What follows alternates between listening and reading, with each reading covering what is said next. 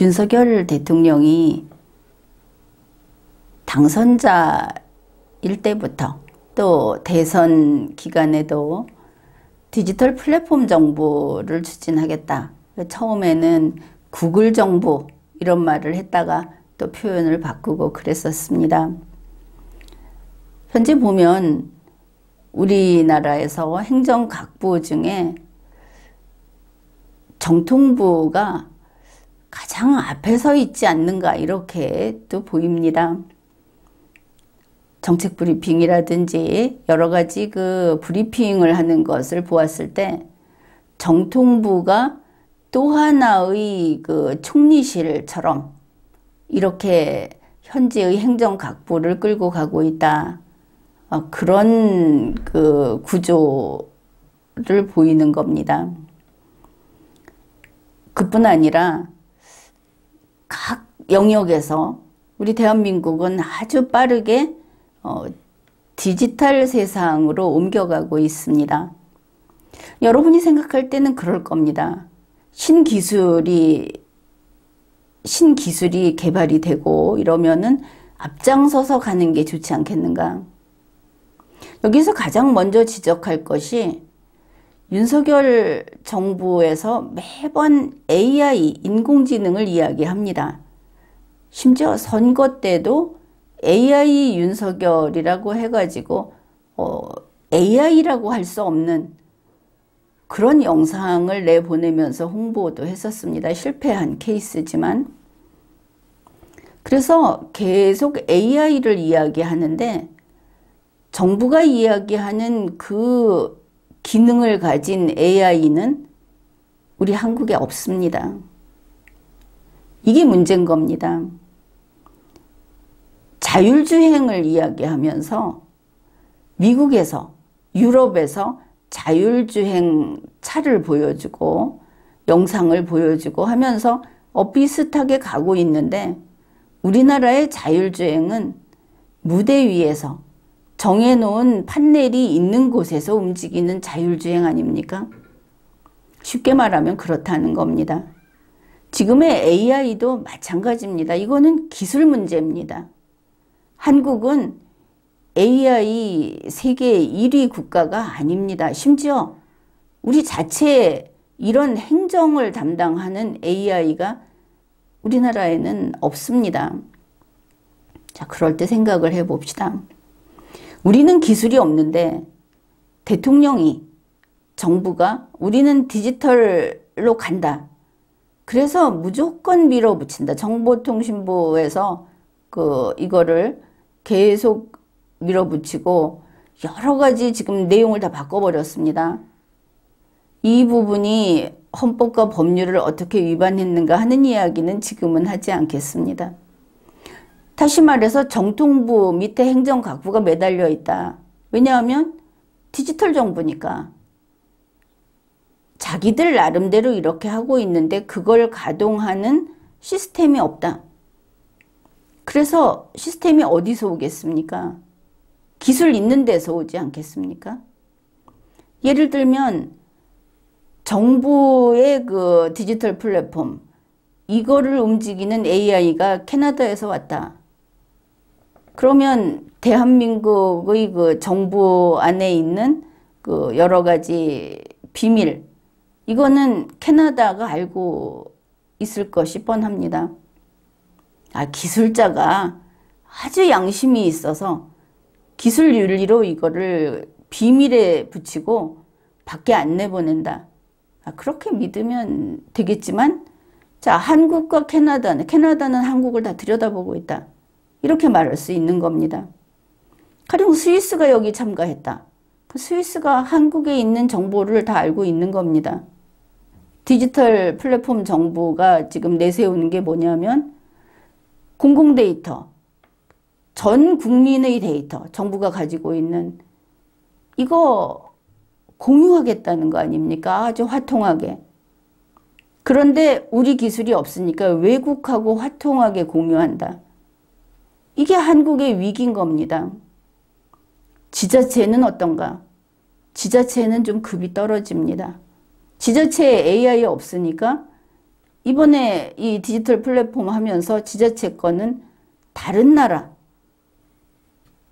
캐나다나 스위스나 이런 데가 아니고 좀 B급 그런 나라하고 지금 기술 협약했다고 나오지 않았습니까? 디지털 플랫폼 정부는 멈추지 않고 앞으로 가고 있다.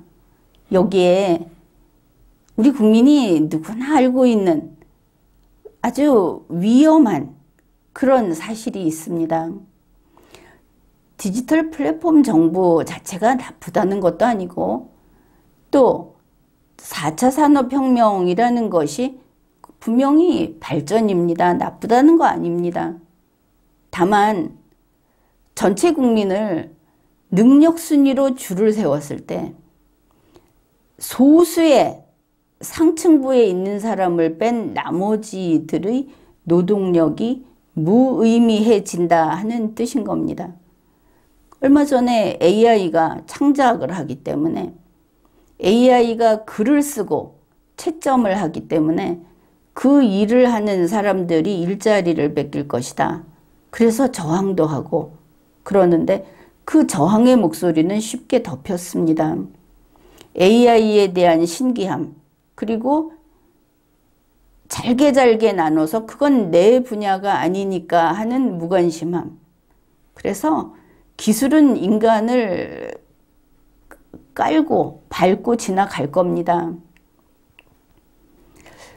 그러면 이게 나쁜가?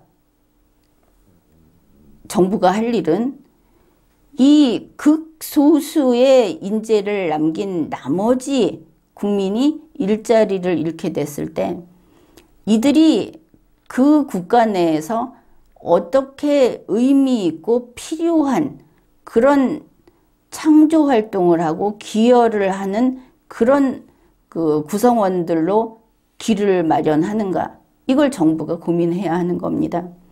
그게 없을 때 설령 우리에게 AI 만드는 기술이 있다고 하더라도 그게 없을 때 이 인구는 도태되고 모조리 부조가 필요한, 다시 말해서 복지 수혜자로 들어가 버립니다. 무력하게.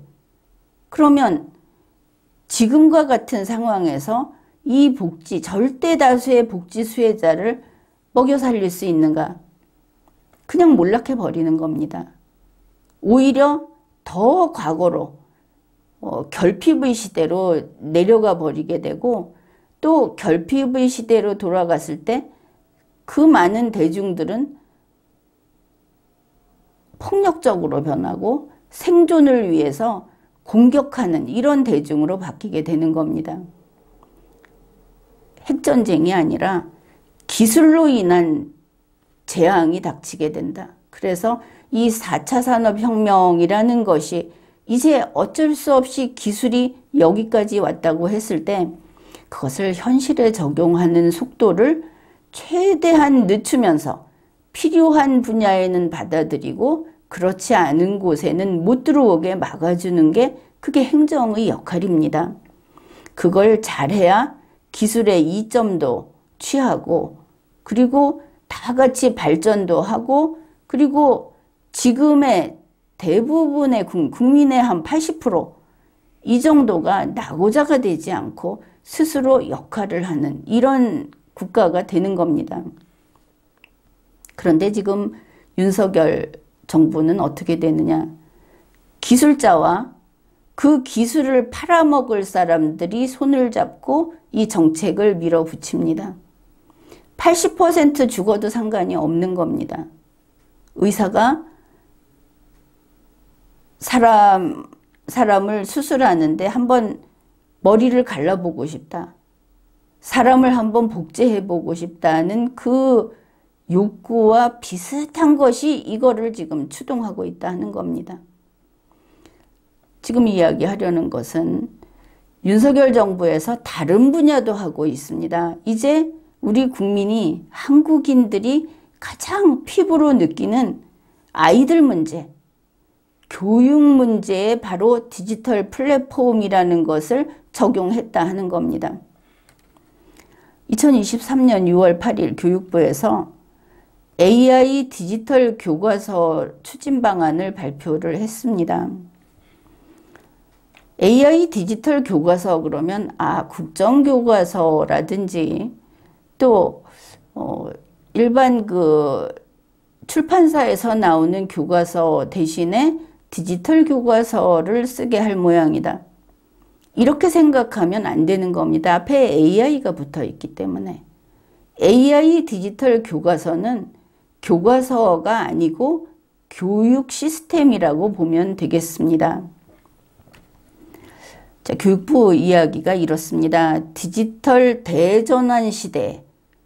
디지털 대전환 시대가 오늘인데 이렇게 무식하게 대책 없이 디지털 대전환을 해버리게 되면 우리에게 고유 기술도 없으면서 이러면 기술이 있는 나라의 밥이 되고 또 하나는 이 기술 충격으로 인해서 우리 국민들이 붕괴해버린다. 우리 경제도 붕괴한다는 거를 전혀 모르는 겁니다. 무능하기 때문에.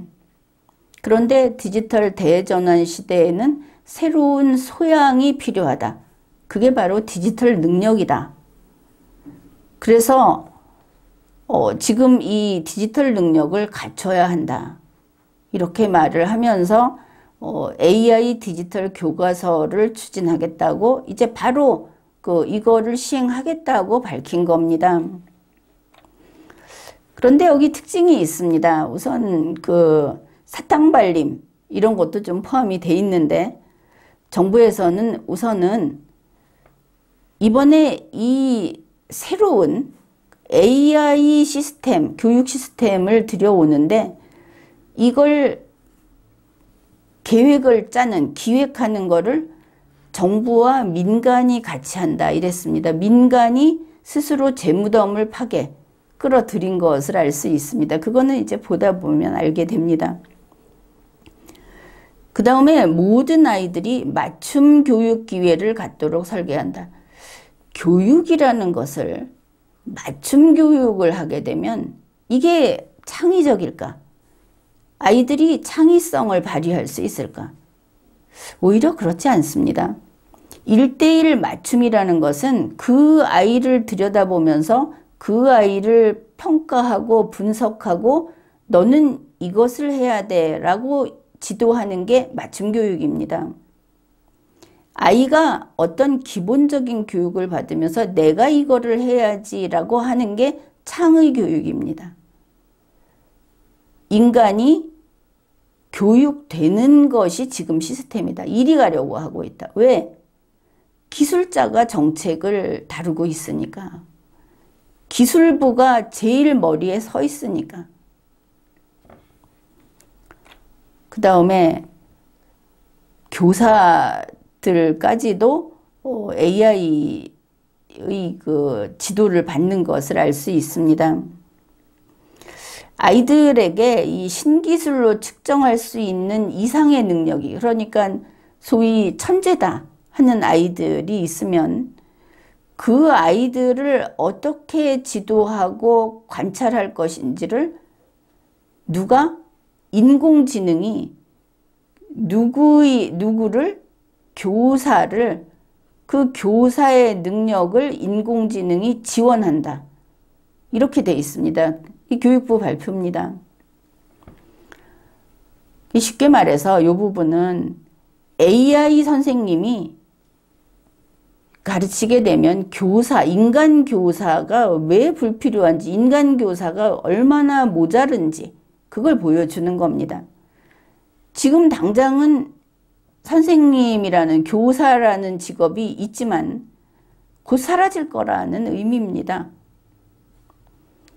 그러니까 이 AI 선생님이 안정권에 들 때까지는 교사라는 직업을 그냥 놔두지만 곧 없어질 거다 하는 걸 알 수 있습니다. 그 교사들의 저항을 무마시키기 위한 속임수를 이렇게, 그러나 너무나 강렬하게 드러냈다.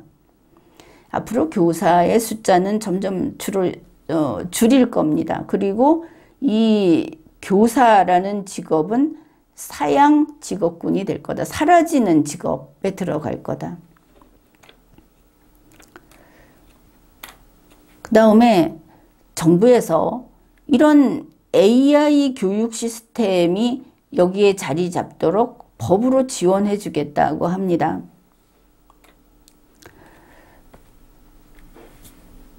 법도 지금 그 입법 예고를 해놓은 상태고, 그 다음에 이제 교과용 도서 규정을 고치는데, 그 AI 디지털 교과서가 법적으로 그 유효하게 이렇게 법을 고치겠다는 것이고, 그 다음에 이제 그동안에 이 교과서를 만들던 그 기업들이 있지 않습니까? 그 교과서 발행사라고 교육부가 쓰고 있는데, 이 교과서를 만들던 곳과 AI 교육 시스템을 다루는 이 에듀테크 기업이 같이 정부가 하는 교과서 개발에 참여하도록 하겠다. 이게 바로 민간을 끌어들인다고 하는 건데, 그 내용을 간파해야 하는 겁니다. 쉽게 말해서 지금의 교과서 업계의 반발을 최소화하기 위한 눈속임이다, 이렇게 보면 되겠습니다. 이번에는 교과서 업계를 참여시키지만 선생님들과 교사들과 마찬가지로 곧 필요 없어진다는 겁니다.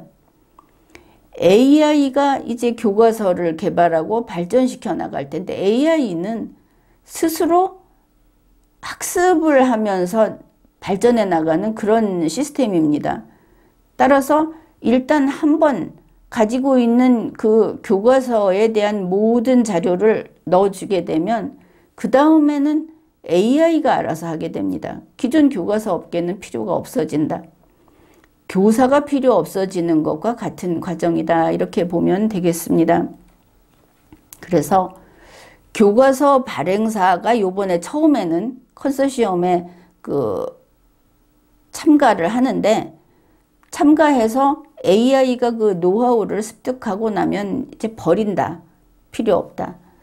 그러면 교과서 발행사들의 직원들이 먼저 일자리를 잃고, 그리고 그 교과서 발행사의 사주는 처음에 참가했으니까 참가 지분을 얼마 동안 받다가 그 다음에 생산을 하지 않으니까, 할 일이 없으니까 기업이 문을 닫을 거다. 그래서 AI 회사만 남을 거다, 이렇게 됩니다. 이게 바로 4차 산업혁명 시대의 필연입니다, 이렇게 가는 것은. 그래서 4차 산업혁명 시대가 이게 축복이 되려면 인간의 능력이 도약을 해야 한다. 이걸 뛰어넘어서 기계로 처리할 수 있는 것을 상당히 수준 높은 작업까지를 다 넘겨주고, 인간은 그보다 더 초월한, 더 높은 영역에서 기능을 해야 한다는 게 전제였습니다. 자, 우리나라에서는 그 AI도 못 만듭니다. 초월하는 집단이 아닌 겁니다. 그러면 세계의 선두에 서서 이걸 만들어내고 초월하는 소수의 집단은 그야 낙원에 가는 거라고 할 수 있겠지만, 그렇지 못한 대부분은 이들을 먹여 살리는 밥이 되는 겁니다. 이게 기술 발달의 밝은 면과 어두운 면인 것입니다. 더구나 21세기의 이 기술 발달은 이 명암이 차이가 극도로 크고, 밝은 부분은 적고 어두운 부분이 절대 다수라는, 그만큼 이 기술 발달이라는 것이 차원이 높기 때문에 이렇게 되는 겁니다. 그런데 윤석열 정권이 바로 이런 문제를 세계에서 첫째로 1차적으로 한국에 끌어들인 겁니다. 한국이 먼저 이 충격에 얻어맞게 된 겁니다. 지금은 교육 이야기를 하는데 다른 분야에서 이미 진행하고 있다. 각 업계에서는 실감하고 있을 거다. 그런 겁니다. 그러면은 이런 디지털 혁명, 이런 걸 하면서 무엇을 누리는가? 역시 정치의 문제다 보니까 정치색이 여기에 들어갈 수밖에 없습니다. 윤석열 정권은 조희연 교육감하고 같이 일을 해나간다고 합니다. 자, 조희연 교육감이 교사를 뽑을 때 디지털 역량을 반영하자. 이 디지털 능력이 있는 교사를 뽑도록 하자. 그렇지 않은 사람들은 1차 낙오가 될 것이고, 그러니까 그거 찬성하고 이미 교육감들하고 소통을 하면서 이걸 하고 있다고 이야기를 합니다. 그러면 이 AI 디지털 교과서라는 게 뭐냐면은 이걸로 사교육을 없애고 시험을 없애고 입시를 없애고 경쟁을 없애고, 왜냐하면 1대1 맞춤으로 경쟁이 필요 없이 이 사람의 능력은 몇 퍼센트 이렇게 AI가 보기 때문에 지금 생각하듯이 혹시 내가 상위 5%에 들 수 있을까? 10%에 들 수 있을까? 하고 밤잠을 줄여가면서 노력할 필요가 없다. 너는 생긴 대로 살아라. 이런 거라고 보면 되겠습니다. 결국 이 AI를 교육에 도입하는 것은 좌파 교육감들의 꿈이었고, 그것을 윤석열 대통령이, 윤석열 정권이 이걸 실행하고 있다. 이렇게 보면 되겠습니다. 그 구체적인 내용은 평등한 맞춤교육, 시험 폐지, 그 다음에 교사의 복지가 향상되는, 왜냐하면 교사가 하던 일을 대부분 AI가 하니까 교사의 그 노동 부담은 대폭 줄어들 겁니다. 그와 함께 교사의 숫자도 줄어드는 겁니다. 그 다음에 입시제도도 폐지한다. 이 이야기를 교육부가 밝혔다는 겁니다. 그러면 지금 교육부 장관이 소위 우파 쪽 사람이다 이렇게 보는데, 그는 왜 여기에 찬성하는가? 그가 원하는 것은 바로 사교육 폐지입니다. 그래서 사교육을 폐지하고 또 이런 것을 통해서 사실상 교과서를 국정교과서화 하는 것도 있고, 이런 것을 완성한다는 꿈이 있었을 거다. 전교조 교사를 제거할 수도 있었을 거다. 그러나 전교조 교사를 제거한다는 게 의미가 없는 것은 더 큰 이념이 좌파 사회주의 이념이기 때문에 통째로 AI 교육 시스템이 그렇게 간다. 과거에 우리 역사라든지 또 인문이라든지 하는 것들이 그 AI가 알고 있는, AI에게 들어간 정보에 따라서 그대로 교육을 하게 되기 때문에 좌파 일변도로 갈 거다. 지금 우리나라에 있는 정보를 보면 그 비중이 그렇지 않습니까? 바로 이런 이유에서 우파 교육부와 좌파 교육청, 이게 서로 한마음 한뜻으로 이것을 추진하고 있다 하는 것을 알 수 있습니다. 교육부에게 입시제도에 대해서 질문을 했습니다. AI 디지털 교과서를 사용하면 그 순간순간 개인의 성취도를 바로 평가할 수 있을 텐데, 그러면 수능 같은 그런 입시제도가 필요 없어지는가? 그러니까 없어진다고 이야기를 합니다. 자, 교육부 답입니다. 이번 AI 디지털 교과서로 입시제도 또 교사의 역할, 이게 바뀌는 그런 것이 촉발될 것이다.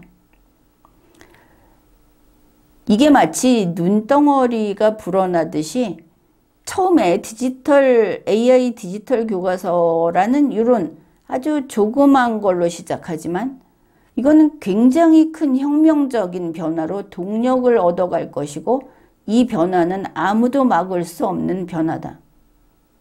지금까지 우리가 알고 있는 교육, 교사, 인간의 사고, 이런 그 모든 것이 아무도 막을 수 없이 졸지에 AI가 하는 교육 시스템에 의해서 바뀌어버릴 거다. 아무도 다시는 손을 못 댄다.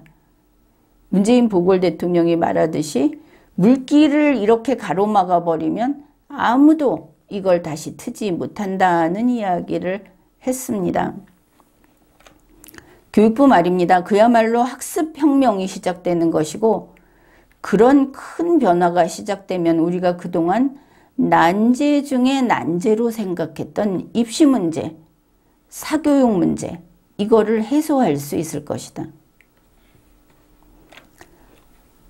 교육부는 강력한 의지도 표방을 했습니다.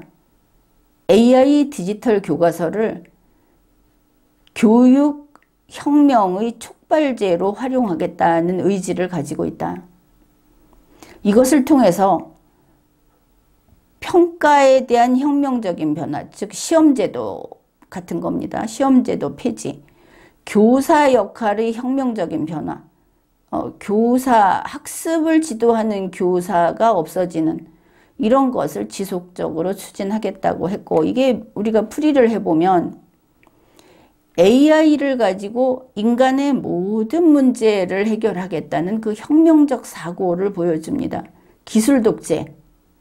이게 종합적인 사고를 하고 좀 인간을 이해하고 뭐든지 깊이 생각하는 경우에 할 수 없는 그냥 대뜸 칼 들고 어디부터 자를까라고 하는 기술자들의 특징이 한국을 지배하고 있는 겁니다. 한국 정치를.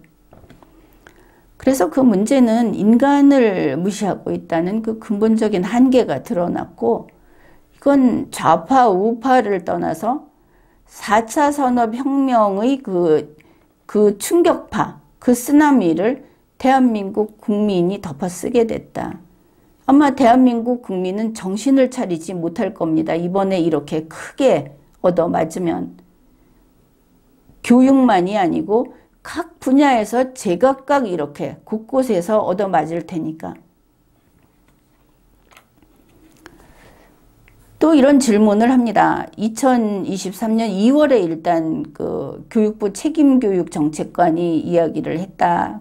그 뭐냐면 그때도 사회 과목과 과학 과목이 디지털 교과서였는데 이것까지 AI 디지털 교과서로 바꾸겠다고 했는데 어떻게 됐느냐 하니까 이거 2026년에 한다고 답을 합니다. 사회하고 과학 또는 국어 이런 부분을 AI 디지털 교과서로 한다고 하는 것은 거기에 상당히 심각한 아주 큰 문제가 있는 겁니다. 그러나 우리 한국에서는 현실적으로 AI 기술이 지금 완성되어 있지 않고 그래서 이거를 2025년에 하고 6년에 하고 해서 2028년에는 완성을 하겠다. 그런데 완성을 할 때까지 그냥 가는 게 아니고 그 전에 시행은 시행대로 하겠다고 하는 겁니다. 그래서 이것은 아주 허황된 계획으로 보이고 걱정도 되지만 그보다도 이게 완전히 헛소리냐 이런 생각까지 하게 됩니다. 앞에서 이야기했듯이 기술이 들어와서 우리 정부의 이런 시스템을 건드리게 되면 우리나라의 정보는 전 세계에 공개가 됩니다. 만약에 네이버가 우리나라 기업이다. 물론 그 기술은 프랑스 기술이 들어와 있지만 네이버가 우리 국민 데이터를 장악한다고 하면 어떻습니까? 안 되는 겁니다. 삼성이 해도 안 되는 겁니다. 국민 데이터를 특정 기업이 장악을 하는 것은 잘못된 겁니다. 또 정부가 국민의 데이터를 전부 장악한다. 그거 안 되기 때문에 정부에서 최소화하고 그리고 그것을 여러 가지 그 기법을 써서 개인이 노출되지 않도록 지금 우리나라는 그게 잘 안 돼 있지만 이렇게 하는 게 아닙니까? 그런데 이번 이 AI 디지털 교과서라는 이 교육혁명이라는 데에는 외국 업체들이 참가하고 있습니다. 우리 국민 데이터가 몽땅 유출되는 문제가 발생할 거다. 또 그게 문제로 나오지 않더라도 다른 나라에 이런 데이터가 있을 때 그걸 뽑아다 쓰지 않을 나라가 있겠느냐. 이건 당연히 생각해야 하는 부분입니다. 그런데 AI 디지털 교과서를 이걸 왜 추진하게 됐느냐, 이걸 보면은 정책 브리핑에 이렇게 나와 있습니다. 바로 윤석열이 이걸 하겠다고 말했기 때문이다. 윤석열 말에 따른 거다, 이러고 있습니다. 이번 정책 브리핑에 대통령 말씀이 이렇게 들어가 있는 겁니다. 윤석열이 과거와 같이 소위 강의식 지식 전달식의 교과서는 퇴출돼야 한다. 교과서 퇴출을 이야기했습니다. 개인별 맞춤형 교육으로 바꿔야 한다. 이게 교육부의 그 정책 브리핑 자료에 올라와 있습니다. 그러면 윤석열이 이 말을 언제 했는가? 2023년 1월 5일에 했습니다. 그때 교육부 문체부 업무보고 때 신문이 대서특필을 했습니다. 왜냐? 윤석열이 저렇게 할 말이 많고 저렇게 이야기를 길게 했다 하는 걸 보도한 겁니다. 그때 뉴스를 보면 윤석열이 무려 마무리 발언만 27분 42초 동안 쏟아냈고 이거를 문서로 만든 발언문을 보면 공백을 포함하면 8,080글자 200자 원고지로 40장 정도를 이렇게 그냥 쫙 이야기를 했다는 겁니다. 그때 윤석열이 쏟아낸 말들을 보면 우리 한국의 교과 과정은 100년 전 수준이다. 나도 학창시절에 국어가 재미가 하나도 없었다. 어설픈 정치 이념 교육은 철저히 배제해야 한다. 이런 말을 했다는 겁니다. 그런데 윤석열 대통령의 이 발언문 전문을 보면 그야말로 자기가 무슨 말을 하는지도 모르고 하고 있다. 그 자리에 있던 사람들은 이거 알았었지 않을까, 이렇게도 보입니다. 그는 무조건 바꿔야 한답니다. 디지털 교과서로, AI 디지털 교과서로. 그냥 바꿔야 하니까 바꿔야 한다, 이 말이 딱 어울리는데 그의 말이 이렇습니다. 교육의 개념이 바뀌었다. 교육의 목표와 목적이 바뀌었다. 이거 아닙니다. 교육은 2000년 전에도, 교육의 목표와 목적은 2000년 전에도 지금과 다르지 않았습니다. 윤석열은 이걸 모르는 겁니다. 지식을 배우는 교육에서 문제를 해결하는 교육으로 바뀌어야 한다. 이것도 정신 나간 소린 겁니다. 자, 문제라는 건 어떻습니까? 세상에는 무한대의 문제가 있습니다.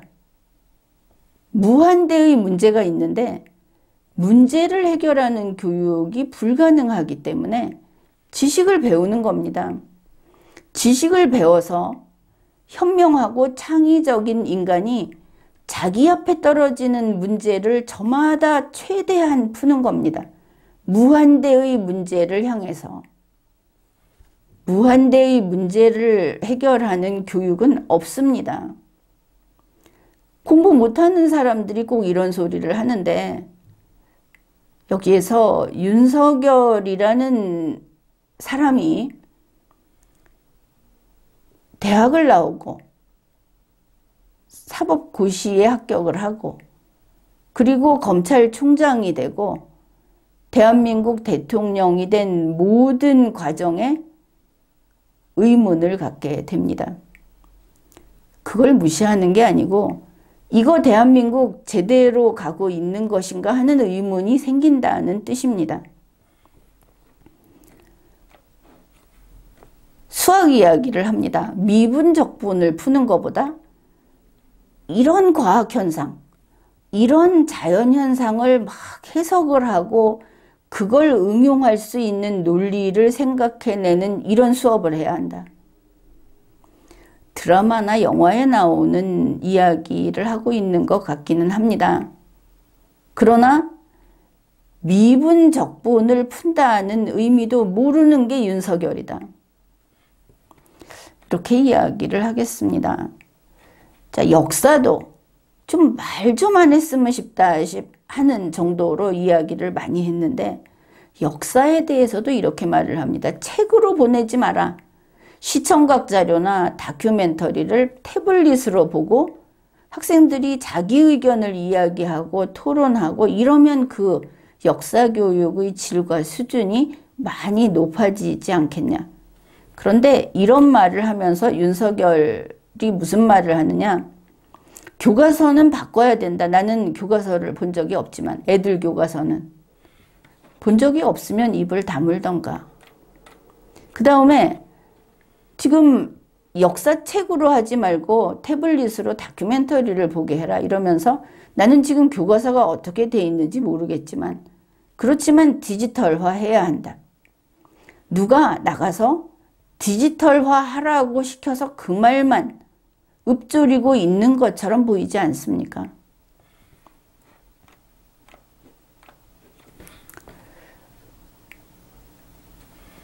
물론 윤석열 대통령이 하는 이야기라든지 이번에 이렇게 그 AI 디지털 교과서 쪽으로 지금 시대에는 가야 한다.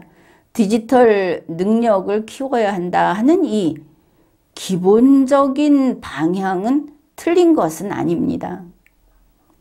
그러나 앞에서 소개했듯이 또 여러분이 뉴스를 찾아보면 그 길고 긴 윤석열이 말했던 교육개혁은 이 디지털 시대, 디지털이라는 거하고 관계가 없습니다. 전혀 알지도 못하면서 딴소리를 한 거다.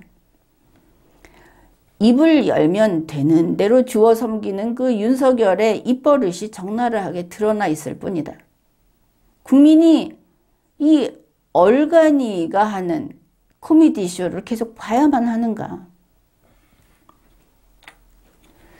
한 가지 지적하자면은 윤석열이 이런 말을 했습니다. 지식은 필요 없다. 문제 해결 능력이 중요하다. 이게 한간에서 아주 쉽게 가볍게 하는 말이기는 합니다. 그러나 정책을 논의하는 그 법 집행을 하고 정책을 세우는 정부에서 대통령인 공무원이 이런 말을 한 거는 아주 중대하고 심각한 문제라는 겁니다. 윤석열 대통령의 속마음은 지식만 달달 외우는 식의 문제점을 이야기한 거라고 그렇게 풀이를 해 주겠습니다. 그 정도까지는 인정을 해 주겠다. 그런데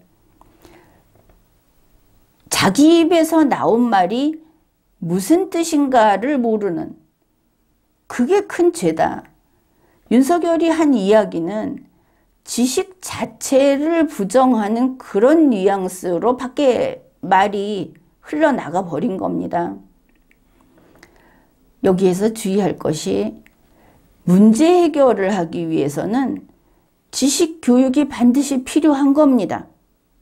소림사에서 무술을 가지고 그 무술의 기량을 발휘하기 위해서는 잘 싸워야 하는 겁니다. 그런데 우리가 알다시피 윤석열이 영화 얘기하니까 우리도 영화 얘기 좀 해봅시다. 소림사에서 지도 받기 전에 뭐 합니까? 맨날 물 길어 오는 거. 지금 소림사는 아니지만 중국집에서 요리 잘하면 되는데 항상 하는 게 뭐냐면 청소하고 양파 썰기, 양배추 썰기 한다고 하지 않습니까? 그 정도의 수련이 필요한 겁니다. 그 수련이 쓸모없는 게 아니다. 바로 자기 능력을 발휘할 수 있게 하는 토대다. 지식을 가르치는 것은 바로 그런 토대를 다지는 겁니다. 이걸 모르는 사람이 교육을 말하면 안 되는 겁니다. 한마디로 무식하니까 어디서 원고 받아갖고 이야기를 하면 항상 이렇게 선을 넘어버리는 겁니다. 미분적분을 못 풀면서 문제 해결 능력을 발휘한다? 그걸 미분적분을 알고 그 얘기를 하는 겁니까? 미분적분을 못 푸는데 아니 우주 로켓을 대기권 밖으로 내보내는 원리가 어디서 나옵니까? 자, 우주로 로켓을 날리자. 이거 창의적 생각 맞습니다. 그런데 미분적분을 못 풀어. 그러면 이게 어떻게 나갈 수 있습니까? 꿈속에서? 아니면 이거 쇳덩어리로 로켓을 만들어야 우주로 나가든 바다로 나가든 북한에 날리든 할 거 아닙니까? 미분적분 못 풀면 이게 어디로 어떻게 가는지 어떻게 계산을 해낼 겁니까?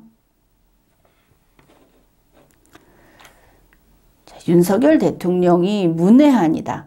그러면서 높은 자리를 꿰차고 앉아서 입만 뻥긋거리면 그 말을 받아 적고 그 말을 집행하고 국민은 그걸 해나가라고 세금을 내고 이런 광대짓을 하고 있는 한국인데 이게 한국에서만 광대짓을 해서 끝날 게 아니고 외국이 기술을 가진 외국이 저마다 빨대를 꽂고 지금 들어와 있다.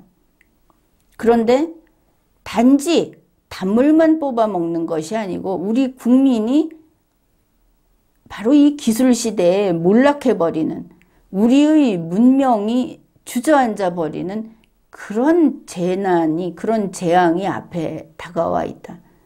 이거를 생각해야 하겠습니다. 굉장히 서둘러서 이런 디지털 진입을 하고 있는데 교과서의 경우에 AI 교과서의 경우에 2025년에 초등학교, 중학교, 고등학교 이 초등학교만 조금 해보는 것도 아닙니다. 전부 수학, 영어, 정보, 국어 여기에 도입을 합니다. 그리고 2028년까지 초중고에다가 전 과목에 이 AI 디지털 교과서를 도입을 한다. 교과서 하니까 책이라고 생각하지 마십시오. 그것도 우리가 이야기를 할 겁니다. 그러면은 이거를 어떻게 할 거냐? 여기에 이제 과기부가 앞에 이끌고 있습니다. 과기부하고 협업을 해서 K-클라우드 프로젝트 사업. 이거를 클라우드는 SaaS.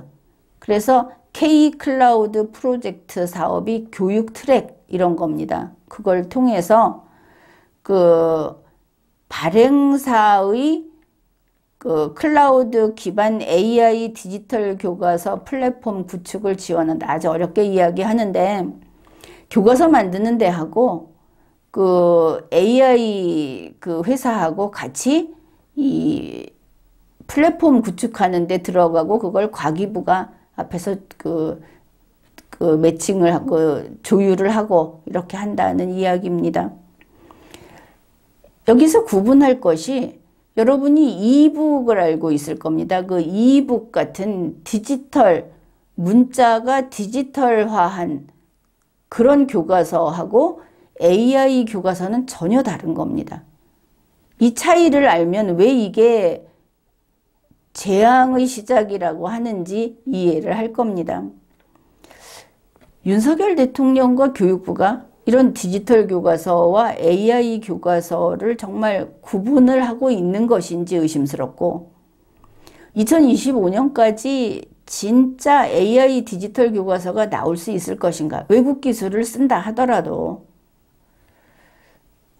아니면 지금 뭔가 정치적인 효과를 노리면서 이런 그 허풍선이 같은 이야기를 하는 것인가?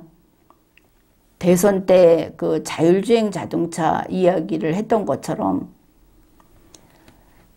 우리나라에서는 고속도로, 그 자동차 전용도로 같은데 그냥 일직선으로 쭉 가면 되는 그런 데서 차선 지켜주고 차 간격 유지해주고 하는 정도를 자율주행이라고 하는데, 그거는 앞서가는 나라에서 말하는 자율주행은 아닌 겁니다.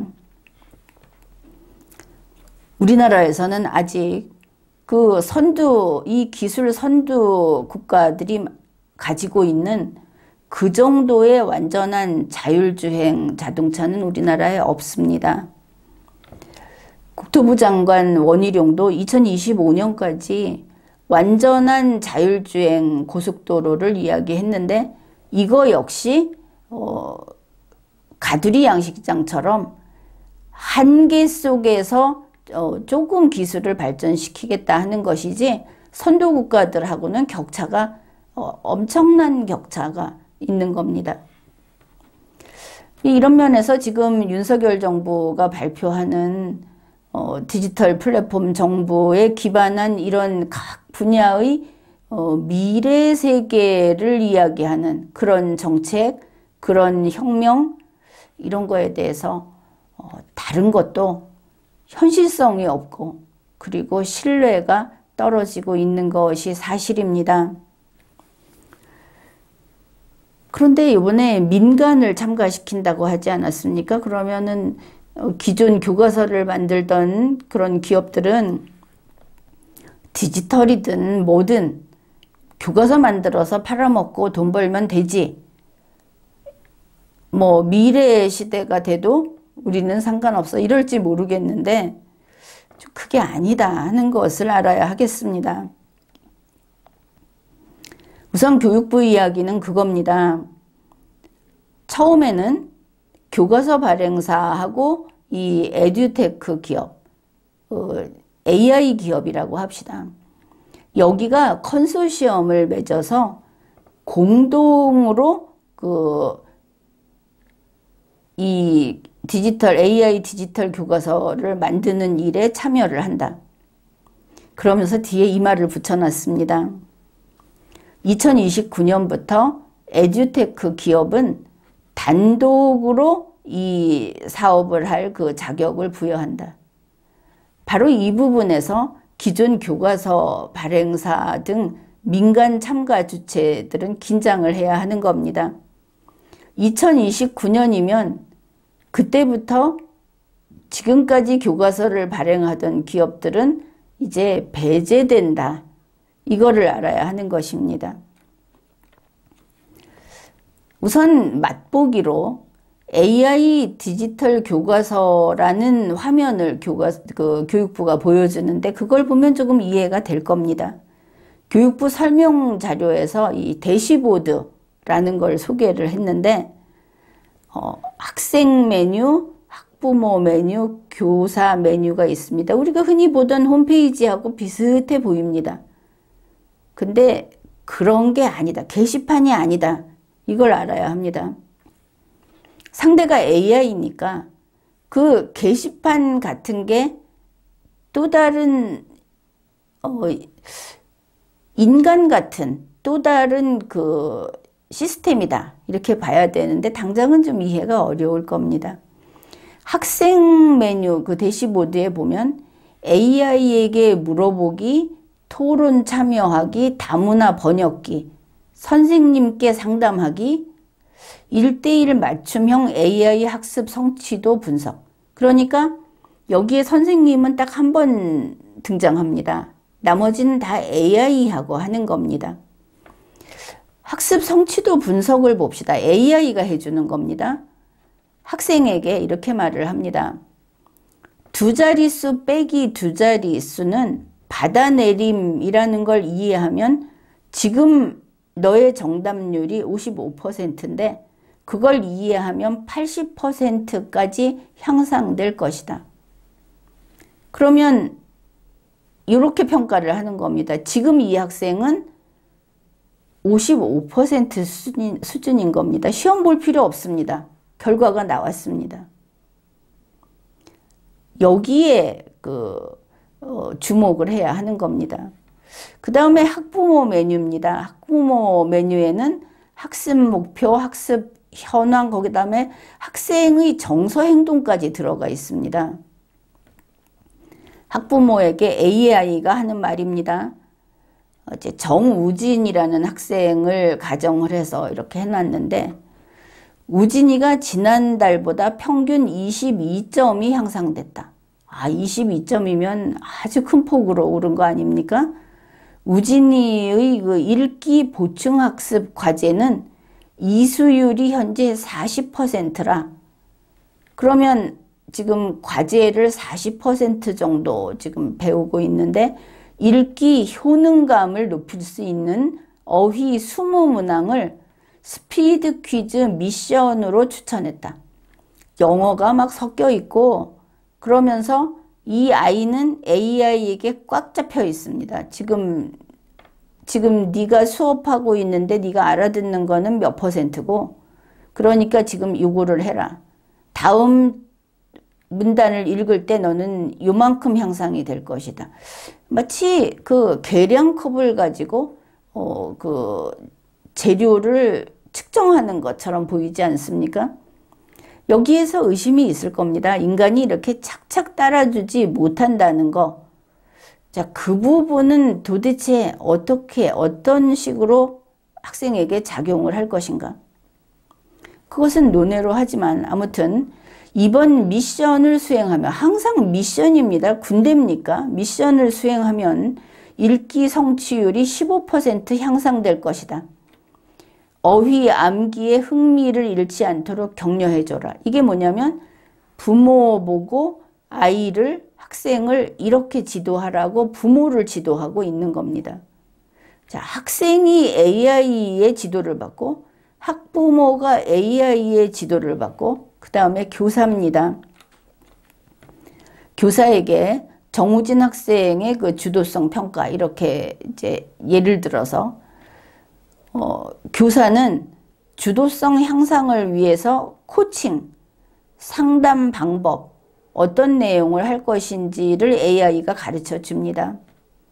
최근 한 달 동안 영어 독해 형성평가 정답률이 15% 떨어진 이유는 여행, 음식 주제의 어휘가 부족하다. 이 학생이 to 부정사 활용 부분에 대한 개념이 부족한 것이 원인으로 보인다.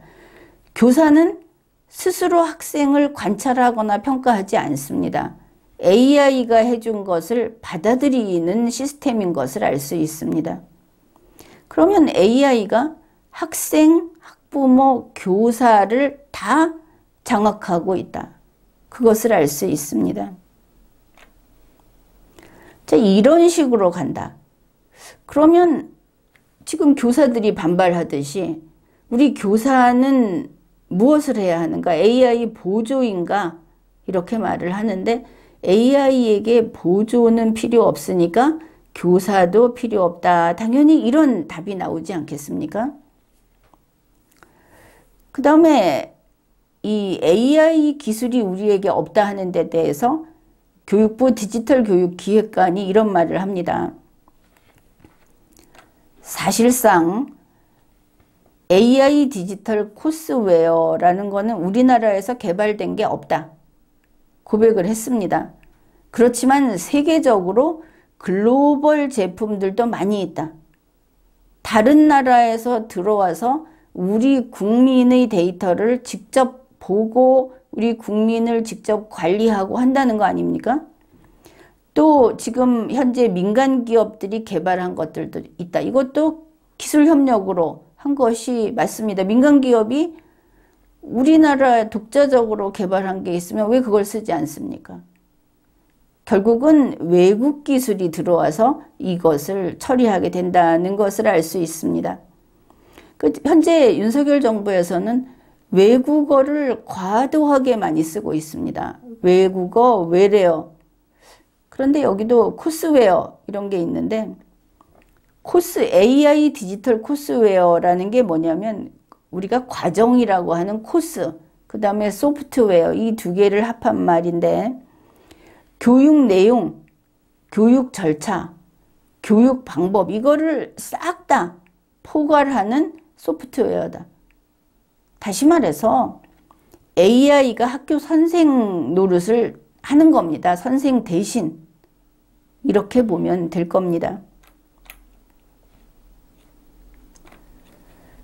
그러니 AI 디지털 교과서, 그러니 사람들이 교과서인가? 이렇게 생각하다가 코스웨어, AI 선생님, 자, 이런 말을 마구 되는 대로 하는 정부기관, 교육부, 대통령, 이런 모든 그 용어의 개념이 막 섞여 쓰이고 있습니다. 그렇다면 진짜 AI가 하는 역할이 무엇인가? AI 교육, 이게 AI가 하면 혁명이냐? 포장만 번지르르한데 아주 위태위태해 보인다. 이 부분을 여러분도 실감할 겁니다. 우선 이해관계를 한번 봅시다. 각 직업군에서 반발이 어떻게 나올 것인가? 정부에서는 교과서 발행사하고 교육정보기술 기업이 손을 잡는다 이렇게 홍보를 하고 있습니다. 그게 지난 그 4월 12일, 4월 19일, 4월 26일 이때 그 사람들 말로 AI 디지털 교과서 이음의 날, 또 매칭데이, 둘 다 이렇게 개념이 선뜻 들어오지 않는데 그런 행사를 했습니다. 뭐냐면 인공지능, 이 AI 디지털 교과서 개발 발행사하고 에듀테크 기업하고 이 협업을 하기 위해서 같이 모였다. 그런데 거기에 이게 이제 다름 아닌 결국은 정부 사업 설명회 이렇게 보면 될 겁니다. 거기에 참가할 교과서 만들던 기업, 그 다음에 AI 기술이 있는 기업, 이게 만나서 같이 지금 교과서는 하나만 만들면 되니까 과목별로 같이 협업을 하려고 모인 설명회, 교육부가 그 주가 된 이렇게 되는데 거기에 보니까 발행사하고 에듀테크 기업이 한 60여 개가 참가할 예정이라고 합니다. 이제 지나간 일인데 그 중에 일부가 공개가 돼 있습니다.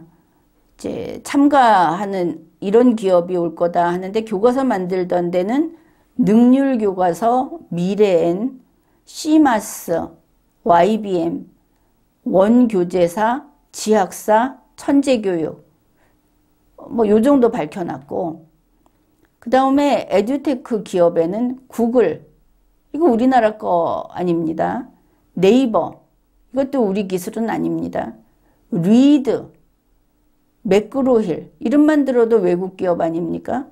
그 다음에 아이스크림 에듀, 에누마 코리아, LG CNS, 이거 이외에 전부 한 60여 개가 참가를 했다. 그보다 더 많을 수 있을 겁니다. 이날 그 장상윤 교육부 차관이 하는 말이 이번 행사를 계기로 발행사, 그 교과서 발행사하고 그 에듀테크 기업의 이 파트너십에 기반한 AI 디지털 교과서 개발 생태계가 구축되기를 기대한다. 4월 달의 얘기입니다. 지금 이렇게 그 AI가 교육을 담당하는 이런 시스템을 정부가 현실 교육에 적용해서 바로 시행하겠다고 하고 있는데 여기에서 가장 중요하고 가장 먼저 나오는 이야기는 당연히 윤리적 문제입니다. 이 첨단 기술하고 관련해서는 언제나 인간이 인간으로서 그 자리를 인정을 받는가 하는 그런 윤리적 문제가 가장 앞에 나오는데 그리고 대단히 중요하고 그게 안 된다면 차라리 기술을 포기하는 인간이 살아남기 위해서 이런 문제인데 이번에는 그 이야기는 하지 않겠습니다. 너무나 중요하지만 결국 AI 디지털 교과서 사업이라는 것을 우리 일반 대중이 알아듣기 쉽게 말을 하면 한마디로 정부 사업에 참여 안 한 곳은 다 죽는다. 이렇게 풀이를 하면 되겠습니다. 정부가 하는 사업 아닙니까? 여기에 모든 대형 학원, 대형 출판사 이런 데는 무슨 그 명목으로든 지금 참여 안 하면 죽을 테니까 참여할 겁니다. 지금 하고 있을 겁니다. 그래서 웬만한 곳은 바로 이 컨소시엄에 참여했다. 이렇게 봐도 될 겁니다. 그래 정부가 초중고 교과서가 아니라 초중고 교육을 AI 시스템이 한다. 이랬다가 점점 확장해서 전부 다 한다 이렇게 말을 했습니다. 앞으로 이 컨소시엄이 거기에서 돈 벌이는 컨소시엄이 할 겁니다. 그러니 큰 데는 다 참가를 할 거다. 그러니까 이제 교사들이 위기감을 느끼지 않았겠습니까? 2023년 4월 25일 한국일보 보면은 바로 이 AI 기반 디지털 교과서, 그러니까 AI가 선생님 일자리를 뺏는 여기에 대해서 교사들은 어떻게 하냐 하는 것을 취재해서 보도를 했습니다.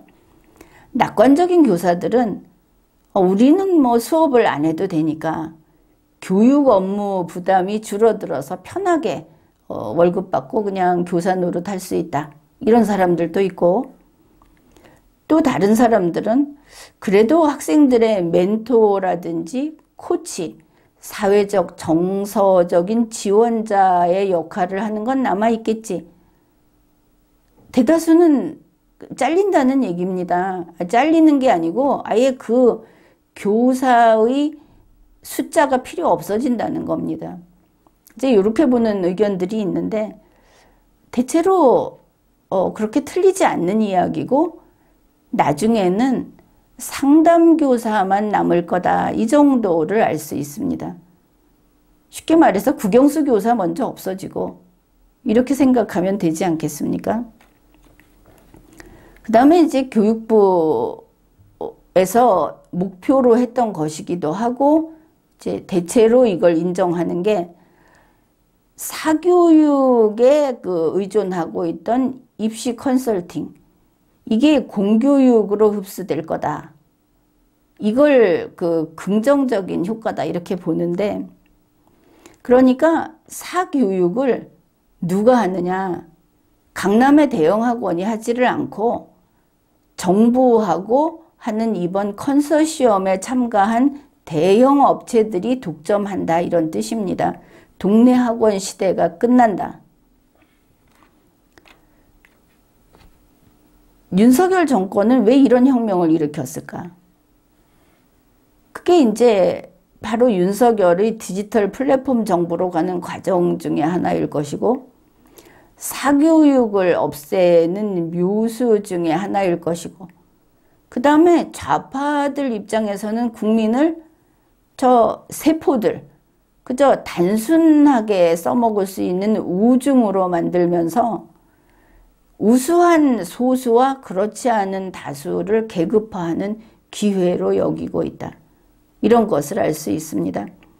우리 국민들은 다들 자기 자식이 천재가 아니면 최소한 수재, 그러니까 미인이 아니면 귀엽기라도 하다 이렇게 생각들을 하는데 그래서 정말 수재로 보이려고 있는 재산 없는 재산 다 끌어다 넣고 자기 시간을 다 투자해서 학원마다 애 태우고 다니면서 순회를 하지 않습니까?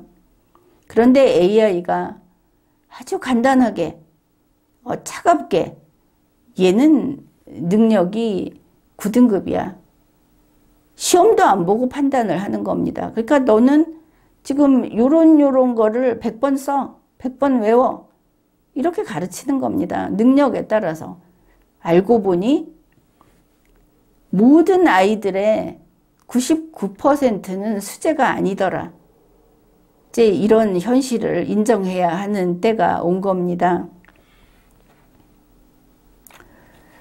무지하고 무식한 좌파 정권, 문재인 보궐 정권에 이어서 윤석열 정권이 국민을 또 다시 못 살게 만들고 있다. 물론 앞에 내건 그 명목은 나쁘지 않습니다. 해묵은 사교육의 병폐를 없애는 거, 그게 오르지 못할 나무는 사다리 놓고 올라가자 하는 이 우리 국민의 정신, 그것 때문에 이게 과열되고 있는데, 그 병폐를 없애는 것은 일단 바람직한 일이기는 합니다. 그런데 그렇게 함으로써 현실을 들여다보면 저 정부 컨소시엄에 참여하지 못한, 그 컨소시엄의 아주 큼직한 영역은 외국 기술 가지고 있는 회사들 아닙니까? 아무튼 거기 참여를 못한 모든 사교육 업체와 동네 학원은 이제 사라지게 됐다. 망하게 됐다. 컨소시엄에는 대형 업체에 상대적으로 큰 업체가 참가하고 구글 보지 않았습니까? 동네 학원이 구글하고 가서 맞서겠다고 할 수 있겠습니까? 그들하고 같이 하고 있는 데서. 그 다음에 AI는 외국 기술 돈 주고 고용한 정부 AI 아닙니까? 이들이 한패가 돼가지고 사교육을 독식하겠다고 하는 게 지금의 교육혁명인 겁니다. 동네 학원에서는 이럴 겁니다. 그래도 선생님하고 학생이 얼굴 마주 보면서 아이들이 정말 그 수준별로 못 따라하는 거는 옆에 붙어 앉아서 계속 가르쳐주는 이 대면 수업이 그래도 살아남을 거야. 이렇게 희망을 걸지 모르겠지만, 정부 AI가 사교육을 하면 동네 학원은 따라갈 수가 없습니다. 아까 보지 않았습니까? 너 지금 영어 읽는 거 보니까 네가 영어를 이해하고 있는 수준이 몇 점 몇 %야. 쪽집게 도사도 그런 도사가 없는데 대면 수업에 무슨 희망을 건다는 겁니까? 결국 기술을 쫓아서 달려가면 나머지는 나 몰라라 하는 게 지금 정책인데, 이렇게 되면 중소업체, 중소학원, 동네 학원은 다 없어지는 겁니다. 도태되는 겁니다. 우리 동네를 찾아보면 대도시에서 작은 지방의 도시까지 그래도 상가 지역이 있으면 학원은 몇 개씩 있습니다. 학교가 전국에 있으니까. 그런데 그거 다 없어진다는 겁니다. 길게 보면 학교도 없어져야 되겠지만, 안 그래도 지금도 이 사교육 시장에서는 대형 업체들에게 학생을 빼앗기고 있습니다. 수도권에서는 강남에서 상당히 먼 지역까지 셔틀버스가 돌면서 학생을 실어 나르지 않습니까? 밤 11시 넘어서 대형 학원버스에서 내리는 학생들, 중고등학생들, 우리가 보고 있지 않습니까? 그런데 이제 이게 윤석열 정부만이 아니라 더불어민주당, 정의당 다 합심해서 이거 그들이 다 원했던 거기 때문에, 그래서 이 여야 정치권과 정부가 한마음 한뜻으로 밀어붙이는 막강한 힘 앞에서 사교육 시장은, 저 개미떼라고 하는 이 시장은 이제 모조리 다 빼앗기게 된 겁니다. 동네 학원들 없어진다. 이게 입시만이 아니고 모든 AI는 모든 것이 가능하지 않습니까? 교육하면은 기술 교육에서 다른 그 일반 평생 교육까지, 취미 교육까지 모든 게, 지금 우리 국민들이 인터넷으로 그림도 보고 음악도 듣고 요리도 배우지 않습니까? 그러면 AI가 다 할 수 있는 겁니다. 그래서 바깥에서 세계적인 우리나라에서 최고급의 그리고 아주 거대한 이런 그 교육기관이었다 하더라도 이제 자발적으로 이 정부 그 사교육에 걸어 들어가고, 그렇지 않은 나머지는 나 죽는다 소리도 못하고 그냥 문 닫는 거다. 동네 학원들 다 없어진다. 자, 이런 것을 알아야 할 겁니다. 지금까지 학교에서 수업을 듣다가 학교 수업이 마음에 안 들면, 또 그걸 거기서 만족하지 못하면 학원 수업을 들었습니다. 그런데 앞으로는 학교에서 AI가 수업을 합니다. 사교육도 같은 그 시스템으로 정부 AI가 합니다. 같은 AI니까 동네 학원에 학생들이 갈 이유가 없는 겁니다. 지금 이 AI 디지털 교육 시스템 여기에 들어가 보면 그 학교 학생 그 기록을 하는 나이스라든지 교육청 이런 게 다 거기서 직접 대화가 가능하게 들어가 있습니다. 이제 사교육 시장은 경쟁은커녕 존재해서는 안 되는 상황이 오고 있다. 이게 4차 산업혁명 시대의 특징인데, 우리 대통령이 이걸 하겠다고 그렇게 별러왔고 기어이 이걸 추진하기 시작했다. 이제는 그냥 달려가는 거다. 이거를 알 수 있습니다. 아이들은 그렇게도 좋아하는 스마트폰을 들고 다니면서 항상 AI 선생님에게 물어보고 대화하면서 수업을 할 수 있는 겁니다. 이제 가다가 그냥 그 지금 보면은 무슨 징검다리 휴일 해서 휴일을 자꾸 늘려줘서 직장인들이 좋아하듯이 아이들에게 이런저런 이유로 학교 가는 날짜도 줄여줄 겁니다.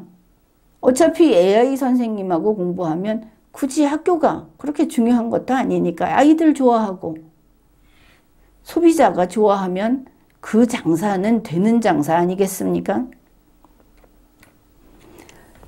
그래서 윤석열의 교육혁명이라는 것은 AI 선생님이 출근을 하는 것이고, 장차 입시제도는 폐지되고 일반 교사도 폐지되고 이 사교육, 동네 학원이 폐지되는 그런 교육혁명인 것을 알 수 있습니다. 물론 윤석열에게 그런 능력이 있는가? 이 정부에게 그런 능력이 있는가?